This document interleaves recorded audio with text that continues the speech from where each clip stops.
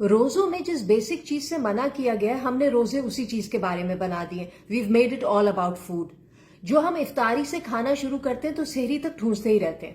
جب 2016 میں Japanese biologist یوشینوری اوسومی کو میڈیسن کا نوبیل انعام دیا گیا تو پاکستان میں لوگوں نے ہنگامہ کر دیا کہ دیکھا، اسلام نے یہ بات 1400 سال پہلے ہی بتا دی تھی. یوشینوری نے ثابت کیا تھا کہ کس طرح مہینہ بھر روزہ رکھنے سے جسم میں موجود خطرناک وائرس اور بیکٹیریا ختم ہو جاتے ہیں. جسم کے اندرونی سیلز کے سٹرکچرز میں سارا سال جو ٹوٹ پھوٹ ہوتی ہے وہ ٹھیک ہو جاتی ہے.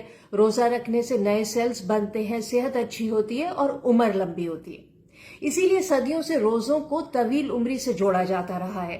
یہاں تک ہمارے مطلب کی بات تھی تو ہم نے خوب اس کا ڈھنڈورا پیٹا. یوشینوری نے اس سے آگے جو کہا وہ ہم اگنور کر گئے.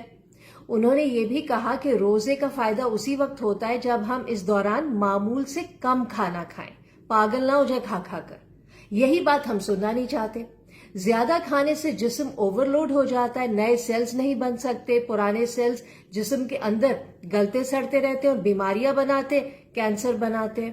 اسلام بھی یہی کہتا ہے کہ رمضان میں سمپل کھاؤ اور کم کھاؤ، لیکن ہمیں تو جیسے ہڑک ہو جاتی کھانے کی. اسی وجہ سے غریبوں کے بچے روزہ نہیں رکھ پاتے. وہ سمجھتے روزے کا مطلب ہے افطاری میں طرح طرح کی ڈشز ہوں تبھی روزہ ہوتا ہے. اب بیچارہ غریب آدمی کہاں سے لائیے سب روز روز. ہم اپنا اوور ایٹنگ کا گلٹ مٹانے کے لیے رمضان آتے ہی راشن تقسیم کرنا شروع کر دیتے ہیں. پورے مہینے کی زکوٰۃ رمضان میں نکالتے ہیں کہ جی 70 گنا ثواب ملے گا. اس سے پھر راشن بانٹتے.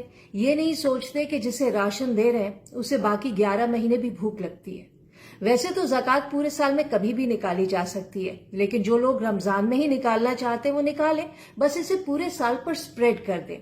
اسی ثواب کے چکر میں یہ نیریٹو بھی بنایا گیا ہے کہ رمضان میں خرچہ بڑھ جاتا ہے، اس لیے غریبوں میں راشن تقسیم کیا جاتا ہے. حالانکہ دیکھا جائے تو رمضان میں باورچی خانے کا خرچہ نہ بڑھنا چاہیے نہ کم ہونا چاہیے. سحری میں ناشتہ اور افطاری میں کھانا. خرچہ تو اس وقت بڑھے گا جب سحری اور افطاری کو لوگ دعوت سمجھیں گے، پارٹی سمجھیں گے. رمضان کا مہینہ اوور ایٹنگ کا نہیں، انڈر ایٹنگ کا مہینہ ہے، معمول سے کم کھانے کا مہینہ ہے. تبھی اس کا جسمانی، ذہنی اور روحانی فائدہ ہے. اسلام تو روزمرہ کے لیے بھی کہتا ہے کہ کھانے بیٹھو تو 1/3 پیٹ خالی رکھو. روزہ سکھاتا ہے کہ بھوک کیا ہوتی ہے. جب ہمیں پتہ ہی نہیں ہوگا کہ خالی پیٹ انسان کو کتنا مجبور بنا دیتا ہے، تب انسانیت کا احساس ہی ختم ہونا شروع ہو جاتا ہے. اسی لیے آپ دیکھیں گے کہ کھاتے پیتے لوگوں کو ہی رمضان میں زیادہ غصہ آتا ہے. غریب آدمی کو رمضان میں غصہ نہیں آتا، اسے کھانا اسکپ کرنے کی، آدھا پیٹ کھانے کی عادت ہوتی ہے. اس اوور ایٹنگ کی وجہ سے پوری دنیا میں، صرف پاکستان میں رمضان کے دوران کھانے پینے کی چیزیں مہنگی کر دی جاتی ہیں. غریب اور کہیں کا نہیں رہتا. جب ان سے کہو کہ جو چیز مہنگی ہے اس کا 2-3 دن بائیکاٹ کرو تو لوگ کہتے ہیں ایک یہی تو مہینہ ہے جس میں ہم پھل فروٹ کھاتے ہیں یا ہمارے بچے ضد کرتے ہیں. تو بھائی تمہارے اپنے ہی بچے ہیں نا، روکو انہیں، منع کرو، سمجھاؤ کہ سماجی بہتری کے لیے، گریٹر گڈ کے لیے اگر 2-4 دن پھل نہیں کھاؤ گے تو کچھ نہیں ہوگا، صحت ہی اچھی ہوگی. پھر یہ کہ رمضان میں یہ لوگ جو گھروں اور فیکٹریوں کے باہر قطاریں لگوا کر لوگوں کو راشن بانٹتے ہیں، یہ صرف غریبوں کو چھوٹا کرنے کی کوشش ہے کہ دیکھو ہم کتنے بڑے ہیں اور تم اتنے چھوٹے کہ ہمارے گھروں یا فیکٹریوں کے آگے لائن لگانے پر مجبور ہو. ہم نے تو سنا تھا زکوٰۃ صدقہ ایسے دو کہ دوسرے ہاتھ کو پتہ نہ چلے. یہاں تو مسجدوں سے اعلان ہوتا ہے، اخباروں میں تصویریں لگتی ہیں. ایسی حرکتیں سب سے زیادہ رمضان میں ہوتی ہیں، سب سے مبارک اور بابرکت مہینے میں.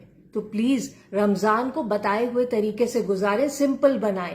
دوسروں کے لیے نہ صحیح، اپنے جسم کو ریسیٹ کرنے کے لیے، اپنی لمبی عمر کے لیے روزوں کو نارملائز کریں.